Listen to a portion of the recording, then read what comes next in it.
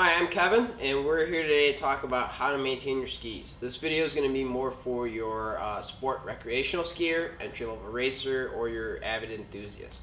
We're going to run you through how to sharpen your edges, how to maintain them, how to wax the ski, how to brush it out, all that good stuff.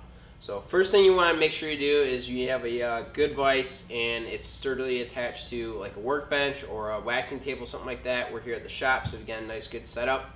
And from there you want to rubber band up your brakes. This is going to get your brakes up and out of the way. You just want to loop a rubber band up over the heel piece so that they're out of the way and it's easy to work on the skis and not messing around with stuff. So we're going to start with the edges. First thing we want to do is we want to inspect it, make sure we don't have any significant rock damage or anything like that. If we do any base repairs, we want to make sure we take care of that stuff before we get into the nitty and the gritty. One thing I like to do first is take a little bit of fiber tex. Nice, kind of like a Brillo pad material. They come in different grits, and just kind of rub down the base with it. This helps clean out the base, livens up the structure, gets any big burrs or anything off the base of the ski. Just makes it nice and clean and easy, and good working surface for us to start with. Once we've got that, good thing to have is Fiberline. This is a synthetic material we use for wiping down the bases.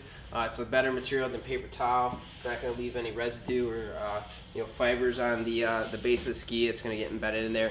We just want to wipe it down, make sure it's clean.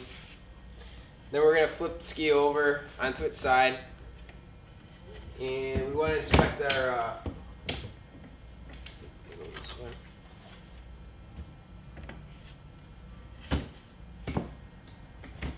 we want to inspect the edges, secure our ski. We're looking for nicks, burrs, stuff like that. This one looks pretty good. One thing you also want to inspect is the sidewall. The sidewall needs to be cut back. It should be recessed a little bit back from the side of the edge of the ski so you can get a nice clean bevel on it. So if that's not there, you want to make sure you get a sidewall cutter, and you just want to trim it off a little bit and just remove a little bit of that sidewall nice and easily. That's going to make it very easy for you to get a nice clean bevel on the edge.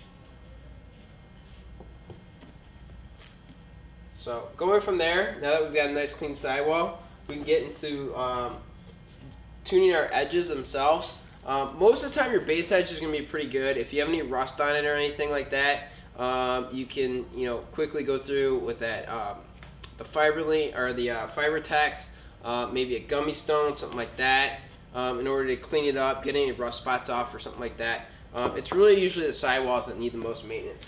So starting with the sidewalls, a couple different sidewall options. We're going to use our Race Prep one. This is set at an 88-degree bevel. We're going to insert our file. You don't need it sticking out too far, or else you're going to hit the bindings. You just want to make sure your file is nice and secure in there, so you have a good, nice surface to work with.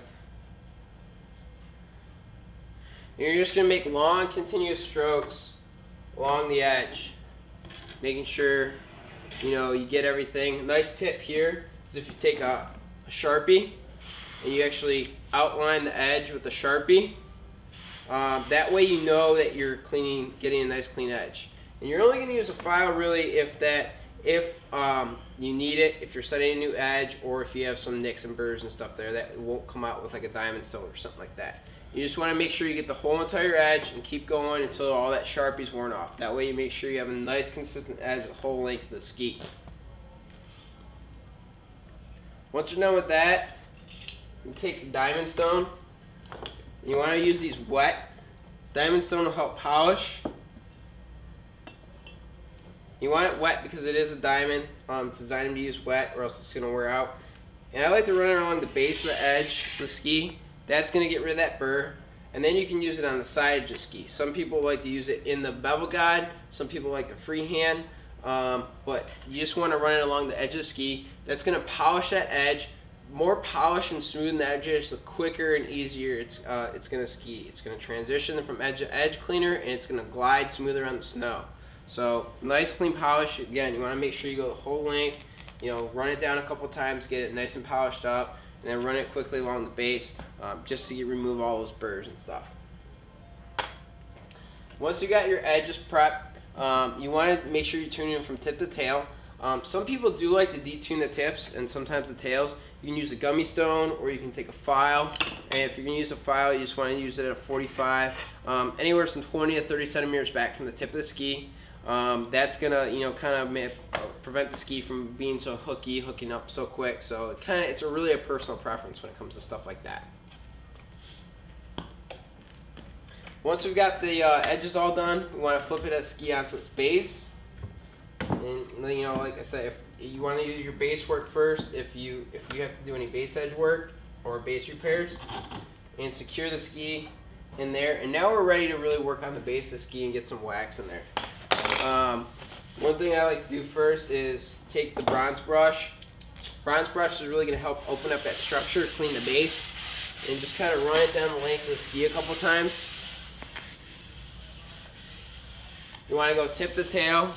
And again, that's going to help bring out that structure, clean out the base, nice clean surface, get any of those oils and stuff out of the base.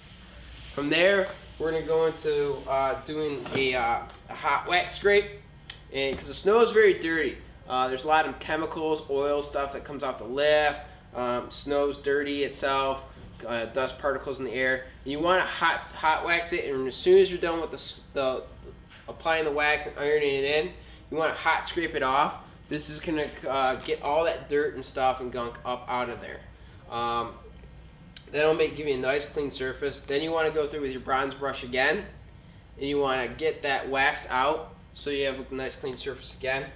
From there, you'll transition into actually applying the wax. You can start with a base prep if you need to get some moisture into the base, or you can apply a CH or LF wax on as your skiing coat.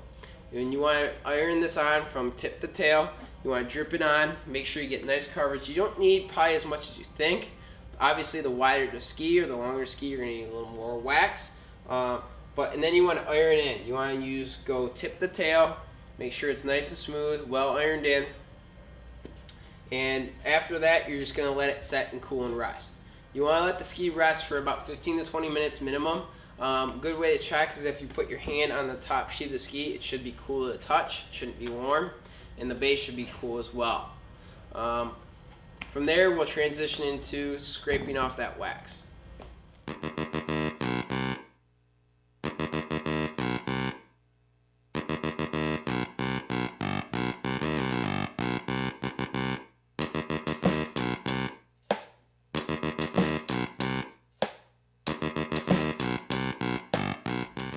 So now we're ready to scrape off our wax. A couple things we want to go over real quick is you want to make sure you have a nice sturdy scraper and that it's sharp. So it either needs to be new or you should invest in a scraper sharpener. And that's just a little 90-degree kind of file guide that's got like a bastard file in it.